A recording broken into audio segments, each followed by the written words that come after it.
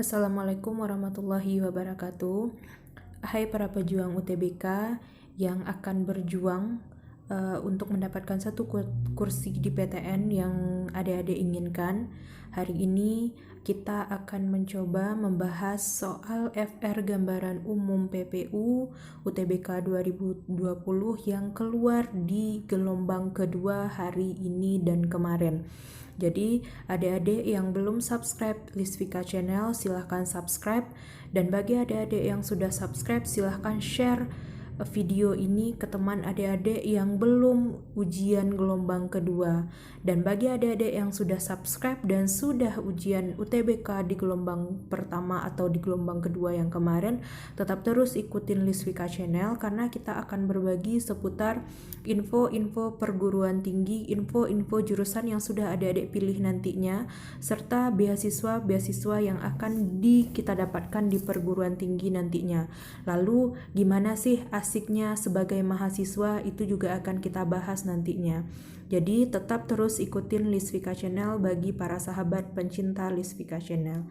Oke, seperti yang sudah kakak bilang di awal tadi, sebenarnya FR Gambaran Umum di gelombang kedua ini tidak jauh berbeda dengan gelombang pertama. Kita lihat saja dari soal PPU-nya. Nah, untuk gelombang kedua ini itu PPU-nya dari info-info yang kakak dapatkan itu belum ada mereka yang mendapatkan soalnya bahasa Inggris, berarti full bahasa Indonesia. Nah, di gelombang kedua ini rata-rata yang udah ujian itu dia susah membedakan yang mana sih soal PU, yang mana soal PBM, dan yang mana soal PPU. Jadi belum nampak bagi mereka kelompok-kelompoknya yang mana. Jadi bagi adik-adik yang akan berjuang di gelombang kedua, mungkin video ini bisa membantu adik-adik dalam menjawab soal yang diberikan. Oke, kita lihat dulu ke soalnya yang pertama. Oke, untuk soal yang pertama itu adik-adik akan dihadapkan dengan teks yang ada 4 paragraf. Oke, ini bisa adik-adik baca nanti lebih lanjut. Kita langsung ke poin soal, dimana trik dan tips yang kakak bagikan kemarin. Jika adik-adik bertemu dengan soal teks, maka hal pertama yang perlu adik lakukan adalah membaca soalnya. Nah, sekarang kita baca dulu soalnya untuk menjawab untuk bisa menjawab pertanyaan dari soalnya. Oke, soal yang ditanyakan di sini adalah pernyataan di bawah ini yang tidak sesuai dengan bacaan di atas. Oke, kembali lagi. Kalau dalam sebuah teks, apakah itu PU, apakah itu PBM, atau PPU, itu selalu yang ditanyakan adalah pernyataan yang benar atau salah. Nah, untuk soal yang sekarang dia tanyakan adalah pernyataan yang tidak sesuai. Oke, kalau yang tidak sesuai, kita cek di sini dulu jawabannya. Oke, berarti kan kita harus merujuk ke dalam teksnya yang mana. Oke, teksnya kita lihat, kita back ke teksnya. Katanya di sini yang A itu pilihannya adalah tingkat kemajuan kebudayaan berdampingan dengan kualitas pendidikan. Nah, itu ada ya di paragraf yang pertama. Oke, kita lihat yang mana bunyinya. Katanya di sini adalah di kalimat terakhir ya, terbukti bahwa seluruh bangsa yang berhasil mencapai tingkat kemajuan kebudayaan teknologi harus ditopang dengan kualitas pendidikan. Berarti jawaban yang A ini adalah dia yang benar. Ada di paragraf 1. Oke, ada di paragraf 1. Lalu, mengenyam pendidikan dasar adalah kewajiban. Oke, ini juga ada di teks di paragraf yang kedua. Oke, pendidikan adalah hak setiap warga. Berarti kan benar itu, mengenyam pendidikan dasar adalah kewajiban karena dia tertera dalam undang-undang. Ini juga benar. Yang ketiga, ilmu mencakup tidak hanya tentang pengetahuan saja. Benar ya, ini ada di paragraf yang ketiga. Katanya di sini adalah kita lihat Ada beberapa hal ini ya, di paragraf 3 ini ada beberapa hal yang membuat pendidikan di Indonesia semakin melenceng dari cita-cita bangsa. Pertama, kecenderungan pendidikan Indonesia semakin elitis dan tidak terjangkau rakyat miskin. Dalam hal ini pemerintah dituding membuat kebijakan diskriminatif sehingga menyulitkan rakyat kecil mengakses pendidikan. Kedua, lahirnya sistem pendidikan yang tidak memberdayakan. Dalam konteks ini, kebijakan yang dibentuk semata-mata mendukung status quo. Ketiga, kurangnya orientasi pendidikan terhadap pembangunan moral. Hal ini dibuktikan melihat realitas anak-anak bertindak amoral sehingga sering dikatakan pendidikan minus budi pekerti. Berarti kan tidak hanya pengetahuan saja yang diajarkan di sini, maka harus ada yang namanya budi pekerti. Ini juga benar dalam soalnya.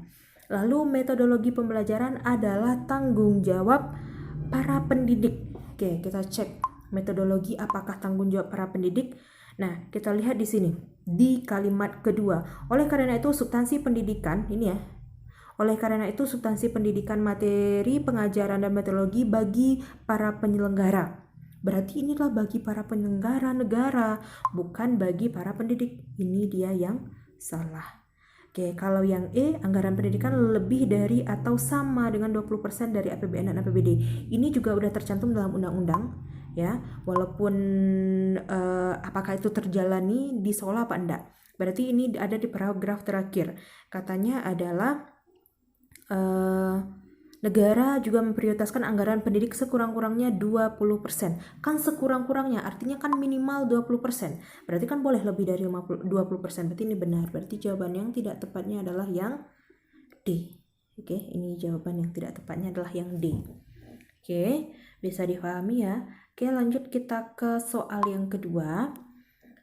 Nah, istilah akuntabel dalam bacaan di atas memiliki makna apa? Berarti akuntabel ini apa? Berarti memiliki makna apa? Berarti kan ini boleh kita cari ke sinonimnya apa gitu. Berarti kalau akuntabel itu dia artinya adalah dapat dipertanggungjawabkan. Ini dia ya. Oke, ingat di PPU itu masih keluar yang namanya sinonim dan antonim. Dan di soal ini kakak juga sudah membuatkan soal seperti halnya FR yang beredar sesuai dengan soal yang keluar di gelombang kedua ini. Jadi kakak sudah mencoba membuat simulasi soalnya. Oke, yang ketiga adalah tema. Nah, di gelombang 1 kemarin PPU juga masih menanyakan tema yang cocok dari bacaan di atas. Berarti kalau untuk tema ini kan bisa kita lihat dia dari, untuk menentukan tema itu bisa kita lihat dari ide pokok dari sebuah paragraf kan. Bisa kita tentukan dari sebuah ide pokok. Oke, kalau seandainya dari ide pokok belum nampak apa itu temanya, otomatis kita harus membacanya secara cepat ya, baca cepat. Oke. Berarti untuk tema yang cocok itu dia adalah yang D, belum meratanya pendidikan di Indonesia, itu temanya yang cocok. B, kalau seandainya A, kesenjangan yang terjadi antara si kaya dan si miskin, itu dia lebih ke untuk judul yang tepat untuk paragraf yang ketiga. Oke. Lalu faktor-faktor yang mempengaruhi tingkat pendidikan tidak ada dibahasnya dalam teks. Rendahnya tingkat pendidikan di Indonesia ini juga tidak ditekankan di dalam teks yang ada. Kalau diskriminasi pemerintah dalam pendidikan, itu kan diskriminasi pemerintah dalam pendidikan itu kan hanya keluar di paragraf yang kedua ya, di paragraf yang kedua. Jadi makanya judul yang tepat itu adalah yang D. Itu dia untuk soal PPU satu teks ada 3 soal. Oke, satu lagi, ini ada soal yang keempat. Berdasarkan teks di atas adalah lawan kata, berarti dia tanyakan adalah antonim. Oke. Nah, untuk sinonim dan antonim ini di gelombang 1 itu masih keluar. Artinya bisa kita lihat bahwa gambaran soal antara gelombang 1 dan gelombang 2 itu tidak jauh berbeda. Dia hanya mempermasalahkan di sini adalah tatanan bahasa yang digunakan. Jadi sebenarnya inti yang ditanyakan di soal itu sama gitu. Oke, berarti kalau untuk menentukan antonim berarti kan adik-adik harus paham dulu apa sinonimnya. Kalau sinonimnya, sinonim diskriminan berarti kan dia adalah berbeda. Berarti dia adalah ini berbeda, ini adalah sinonim, pemisahan, asing. Lalu subordinat ini dia juga adalah yang namanya adalah sinonim dari diskriminasi. Oke, otomatis jawabannya di sini diskriminasi itu adalah yang pengelompokan. Oke, bisa ya adik-adik ya, ingat poin-poin soal yang ditanyakan, atau bagi adik-adik yang belum cek video kami yang sebelumnya, silahkan cek karena di sana kami sudah membahas tentang FR yang keluar di gelombang kedua yang mana, dan jika ingin dibandingkan dengan gelombang 1 juga bisa adik-adik cek di video-video kami sebelumnya karena kami sangat update untuk perkembangan soal-soal yang keluar. Oke, lanjut kita ke soal berikutnya. Di sini kita masih disajikan dengan paragraf, cuma paragrafnya lebih pendek dari teks yang pertama. Ini ada 3 paragraf. Oke, lanjut aja kita ke soalnya, apa yang dipertanyakan di soal di sini. Nah, untuk soal di sini yang ditanyakannya adalah pernyataan terkait teks bacaan di atas yang benar. Oke, kalau yang benar yang mana dia? Oke, kalau yang tadi dia adalah yang tidak benar. Oke, kita lihat tenaga kerja asing di Indonesia paling banyak bekerja di bidang pariwisata. Oke, apakah ini benar atau salah? Oke, kita cek dulu yang untuk nomor dia yang benar ya. Pernyataan teks yang benar berarti di bidang pariwisata yang paling banyak katanya. Oke, tenaga kerja asing di Indonesia paling banyak bekerja di bidang pariwisata. Oke, kita cek ke optionnya. Oke, katanya di sini adalah tenaga kerja asing yang bekerja di Indonesia paling banyak diserap sektor jasa. Berarti kan dia di sini adalah salah. Dia harusnya adalah jasa. Salah dia di sini. Oke, lalu total tenaga kerja asing yang bekerja di Indonesia lebih sedikit dari tahun 2016. Kita cek ke teks. Ini data yang dikasih hanya 2017 semuanya. Oke, sorry, ini 2017 ya, bukan 2007. 2017 tidak ada data tahun 2016. Berarti ini tidak bisa kita jadikan sebagai jawaban yang benar. Lalu yang C katanya tenaga kerja asing di Indonesia paling banyak kedua bekerja di sektor industri. Apakah dia berada di sektor industri paling banyak kedua? Oke, total tenaga kerjanya ya. Oke, kita lihat di sini. Oke, kita lihat di sini. Kalau yang paragraf awal itu dia adalah penyerapan tenaga kerja di bidang apa? Oke. Lalu kita lihat di sini, kalau dari data yang dihimpun Kementerian Tenagakerjaan sejak tahun 2017, sektor jasa selalu paling banyak menyerap tenaga kerja asing dan terus bertambah dari tahun ke tahun. Sementara itu, sektor kedua ditempati oleh tenaga kerja sektor industri. Benar ya? Benar dia di sini. Oke, kita cek yang D. Pada tahun 2017, tenaga kerja asing paling banyak di bidang maritim. Tenaga kerjanya apa paling banyak di maritim? Enggak ya, paling banyak juga di jasa.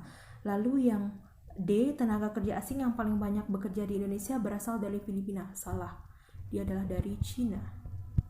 Oke, berarti jawabannya adalah yang C.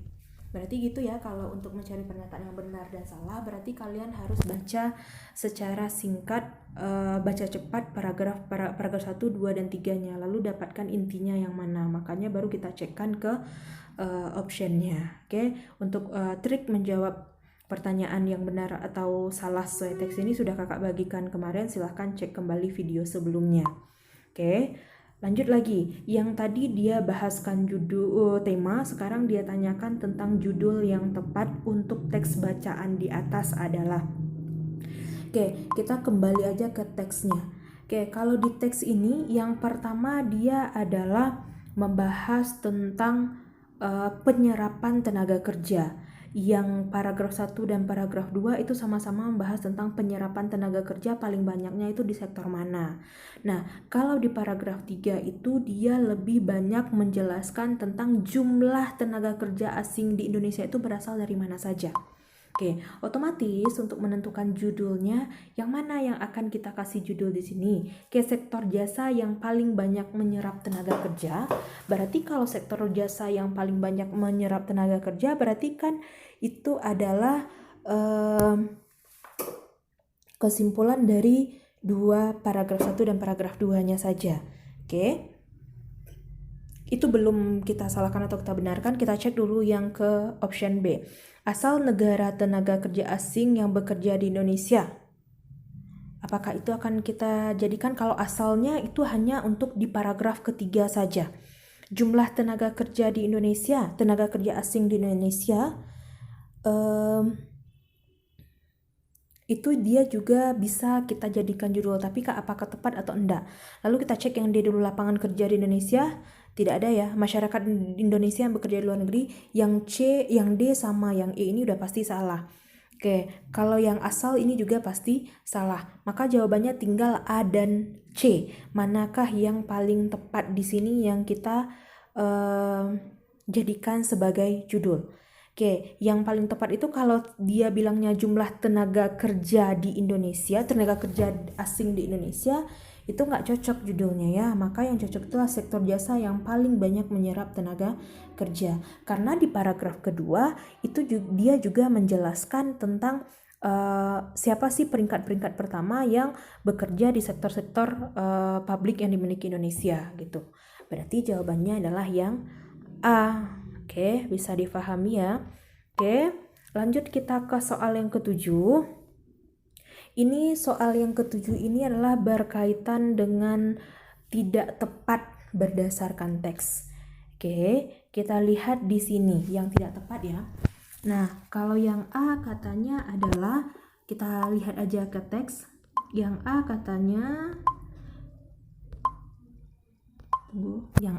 adalah jumlah tenaga kerja asing yang bekerja di bidang perdagangan adalah 21509. Oke, 21059. Apakah benar atau enggak di bidang perdagangan ya? Kalau di bidang perdagangan kita cek di paragraf pertama ya. Di paragraf pertama. Katanya di sini adalah adapun sektor jasa yang paling banyak memperkerjakan tenaga asing yakni di kategori perdagangan, jumlahnya adalah 21509 tenaga kerja asing. Berarti ini benar ya. Oke, ini benar, ada di paragraf pertama. Oke, lanjut kita ke B. Jumlah tenaga asing yang bekerja berasal dari Australia adalah 2603. Itu benar ya, yang dari Australia itu ada datanya adalah 2603, ada di paragraf ketiga. Oke, paragraf ketiga itu benar dia. Lalu yang C, tenaga kerja di Indonesia hanya berasal dari Cina, Malaysia, Filipina, Australia, Amerika Serikat, Inggris, dan Singapura. Oke, kita cek apakah iya benar dia dari negara itu saja. Oke, kita lihat di sini di teks yang terakhir, karena itu adalah jumlah tenaga kerja dan asalnya. Sementara tenaga kerja paling banyak adalah Cina, disusul dengan negara Malaysia, Filipina, Australia, Amerika Serikat, Inggris, dan Singapura. Sementara berasal dari negara-negara di luar yang sudah disebutkan. Berarti kan bukan hanya dari berarti kan kalau yang C ini adalah tenaga kerja di Indonesia hanya berasal dari Cina, Malaysia, Filipina, Australia, Amerika Serikat, Inggris, dan Singapura. Berarti kan dia salah karena ada tenaga kerja asing ini yang di luar yang disebutkan. Berarti udah pasti ini jawabannya yang salah. Oke, pekerja di bidang pariwisata menempati urutan ketiga. Ini juga ada di teks ya. Ini ada di teks. Lalu TKA paling banyak diserap di sektor jasa, kan benar. Ini sudah ada di paragraf 1 tadi. Oke, itu dia yang untuk soal gambaran PPU yang keluar di gelombang pertama ataupun gelombang kedua yang adik-adik sudah ujian hari ini dan kemarin. Oke, nah ini yang baru di gelombang kedua kemarin. Jadi silahkan adik-adik pelajari. Ini adalah rujukan kata. Ini yang baru di gelombang kedua yang keluar hari pertama dan hari kedua kemarin. Oke, dia dikasihnya kalimat di sini yang ditanyakannya adalah kata ganti mereka pada kalimat kelima. Berarti kan minat mereka. Berarti sebenarnya untuk mencari kata rujukan yang ditanya misalnya di kalimat 5 nih seperti soal kita ini, maka kita lihat ke kalimat keempat itu dia mereka itu membahas kemana. Atau di rata-rata kalimat 1 sampai ke 4 itu rujukan mereka itu lebih banyaknya mengacu ke siapa gitu. Oke, kita lihat di sini. Kita baca aja dulu kalimat keempat. Meminjam bahasa Don Tapscott 2013, generasi ini generasi ini adalah generasi acuh tak acuh. Minat mereka hanya mengenai budaya populer. Itu katanya. Di kalimat pertama, generasi hari ini berbeda dengan generasi sebelumnya karena generasi hari ini lahir di tengah kecanggihan teknologi. Oke, namun kita sering menjumpai remaja yang berada dalam sebuah forum tanpa berkomunikasi satu sama lain. Berarti kalau dia kalimat yang kelima mereka ini merujuk kemana, berarti dia cocoknya kemana? Berarti dia adalah generasi hari ini, karena kalimat yang keempat adalah meminjam itu adalah meminjam bahasa Don Tapscott generasi ini.